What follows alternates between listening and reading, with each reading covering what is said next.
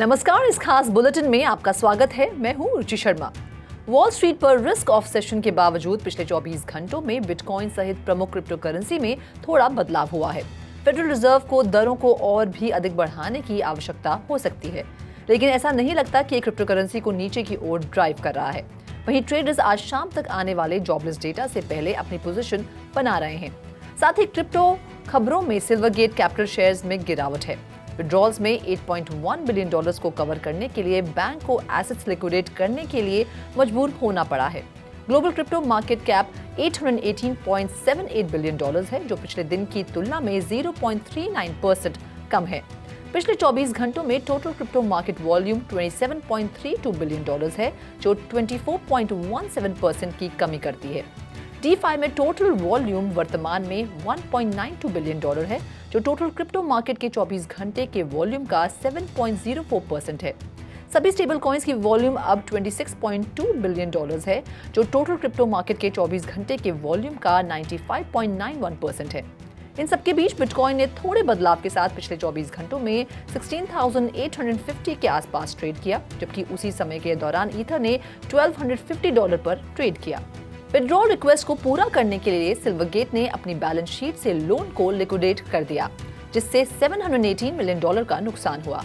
FTX Bahama में स्थित bankrupt crypto currency exchange और इसकी सहायक कंपनियों का बैंक की जमा राशि में लगभग $1 बिलियन का योगदान है। तब से बैंक ने अपने कर्मचारियों की संख्या में 40% की कटौती की है और बिजनेस ऑपरेशंस में कटौती की घोषणा की है। सिल्वरगेट के अनुसार 2022 की फोर्थ क्वार्टर में बैंक में क्रिप्टो डिपॉजिट 68% गिरकर $3.8 बिलियन अमेरिकी डॉलर हो गया, जो थर्ड क्वार्टर में $11.9 बिलियन अमेरिकी डॉलर था। घाटे के बावजूद बैंक ने कहा कि वह अपने ग्राहकों को क्रिप्टो संबंधित सेवाएं प्रदान करना जारी रखेगा।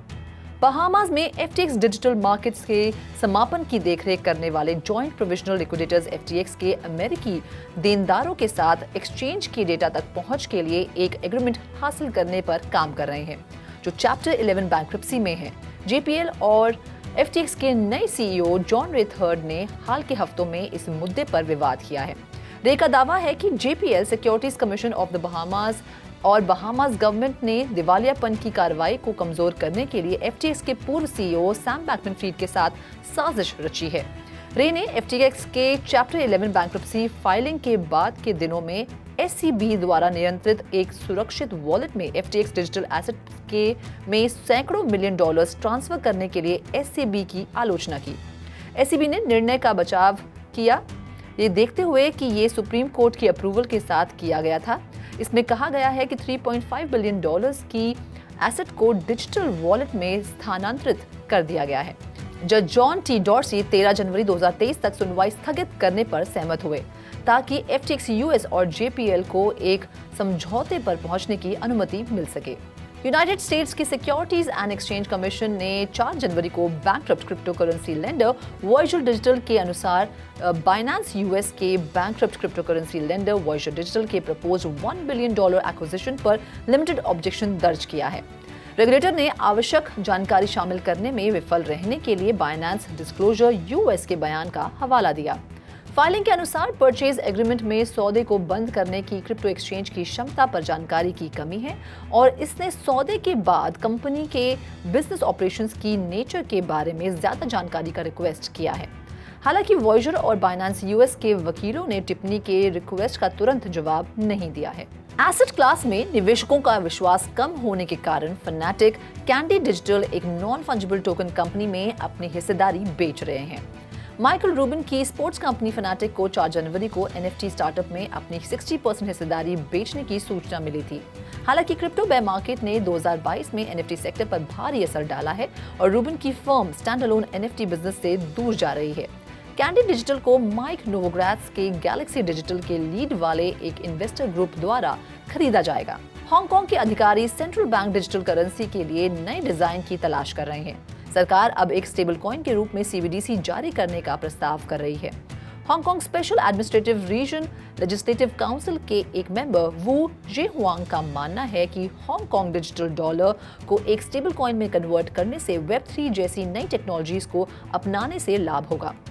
वू जे हुआंग ने कहा कि EHKD को एक स्टेबल कॉइन में डेवलप करने के ऑप्शन में Web3 में वर्चुअल एसेट से जुड़ी जोखिमों को प्रभावी ढंग से संबोधित करने की क्षमता है।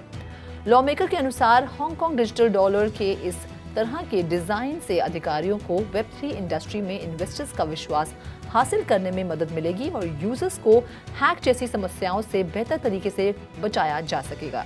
LG इलेक्ट्रॉनिक्स ने लिविंग रूम में मेटावर्स एक्सपीरियंस लाने के लिए cloud based technology platform orbit के साथ कोलैबोरेशन करने की घोषणा की है। कोलैबोरेशन व्यूअर्स को अपने LG टीवी के जरिए इंटरकनेक्टेड वर्चुअल वर्ल्ड, कॉन्सर्ट्स और आर्टिफिशियल इंटेलिजेंस मल्टीप्लेयर गेम्स को एक्सप्लोर करने की अनुमति देता है, जिससे कंज्यूमर्स के लिए मेटावर्स में इंटरैक्ट करना आसान हो जाता है। प्रेस रिलीज के अनुसार users super high fidelity interconnected virtual worlds और वर्चुअल कॉन्सर्ट्स और artificial intelligence generative multiplayer games सहित एक्सपीरियंसेस का इस्तेमाल करने में सक्षम होंगे। शंघाई के एक केस में एक प्लेंटिफ ने 2021 में डिफेंडेंट में $101,700 इन्वेस्ट किए, जिसने एक अननेम्ड P2E गेम में क्रिप्टोकरेंसी रिवॉर्ड्स अर्न करने के लिए एक डेडिकेटेड टीम को लीड किया था। 2022 के मार्केट क्रैश के दौरान डिफेंडेंट ने प्लेंटिफ को सूचित किए बिना डिफेंडेंट की टीम के गेम अकाउंट्स में रखी गई क्रिप्टोकरेंसी को बेच दिया, जिससे 110,000 वॉन का मुनाफा हुआ। शंघाई कोर्ट ने फैसला सुनाया कि इनिशियल 700,000 वॉन की इन्वेस्टमेंट लीगली प्रोटेक्टेड नहीं थी, लेकिन डिफेंडेंट को वादी को 110,000 वॉन प्रॉफिट वापस करने का आदेश दिया गया था, क्योंकि मिसयूज की वजह से प्रॉपर्टी खो गई थी। चाइनीज रेगुलेशंस के तहत क्रिप्टोकरेंसी रिलेटेड इन्वेस्टमेंट्स और डेरिवेटिव्स लीगली प्रोटेक्टेड नहीं हैं। दिसंबर 2022 में सुप्रीम पीपल कोर्ट ने एक गाइडिंग केस पब्लिश किया, जिसमें शेनजेन की अदालत ने फैसला सुनाया कि क्रिप्टोकरेंसीज और फिएट के बीच ट्रांजैक्शंस की अनुमति नहीं है।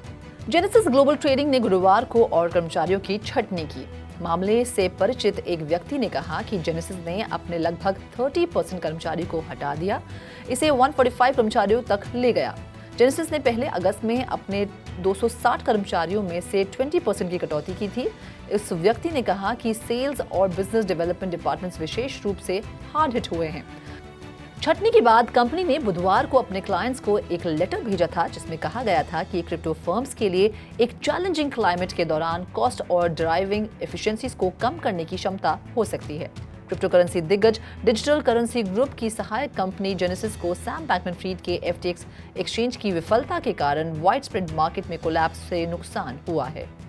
क्रिप्टोकरेंसी दिग्गज डिजिटल करेंसी ग्रुप ने अपने जेनेसिस ग्लोबल ट्रेडिंग डिवीजन में और छटनी के अलावा अपनी HQ नाम की वेल्थ मैनेजमेंट डिवीजन को बंद करने की घोषणा की है। कंपनी ने गुरुवार को एक बयान में कहा, ब्रॉडर इकोनॉमिक एनवायरनमेंट की स्थिति और लंबे समय तक क्रिप्टो विंटर की वजह से इंडस्ट्री के लिए सिग्निफिकेंट हेडवाइंड्स पेश किए गए, इसलिए हमने HQ को बंद करने का फैसला किया है। हमें उस काम पर गर्व है जो टीम ने किया है और भविष्य में संभावित रूप से इस प्रोजेक्ट पर फिर से विचार करने के लिए तत्पर हैं। सूचना ने पहले बंद होने की इन्फॉर्मेशन दी थी, जिसमें कहा गया था कि बिजनेस के मैनेजमेंट के तहत $3.5 बिलियन से ज्यादा का एसेट था। इस खास बुलेटिन में फिलहाल इतना ही। आप देखते रहिए 3.0 TV।